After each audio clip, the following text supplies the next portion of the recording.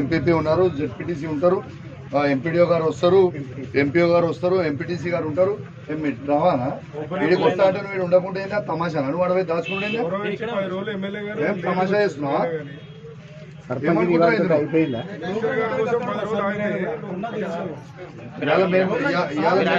వీడికి వచ్చింది దేనికే? నేను ఎమ్మెల్యేనా? మంత్రి గారు వస్తారంటే నేను ఆగిన ఇది ఓపెన్ చేయడానికి. మంత్రి రాకపోతే ఎమ్మెల్యే నేను, జడ్పీ చైర్మన్ గారు ఉంటారు. మేము రాకముందు ఓపెన్ చేసుకుంటాను, మేము వస్తుంటే నువ్వు దాచుకున్నాడు ఎక్కడితే? నీ జీతం కాంగ్రెస్ పార్టీ వాళ్ళు ఇస్తురా? నీ జీతం కాంగ్రెస్ పార్టీ వాళ్ళు ఇస్తురా? గవర్నమెంట్ ఇస్తుందా? లేదు, నీకు అంతా సహకరించి ఉంటే కాంగ్రెస్ కాండో కప్పుకో, బయటకు వచ్చి తిరుగు రాజకీయం చేయి. వార్డు మెంబర్లు ఉంటారు ఇంతమంది, అందరు ఉన్న తర్వాత ఏంది? ఇది మాత్రం ఇది మీ తాత జాగిరి కాదు, ఇది ప్రభుత్వం.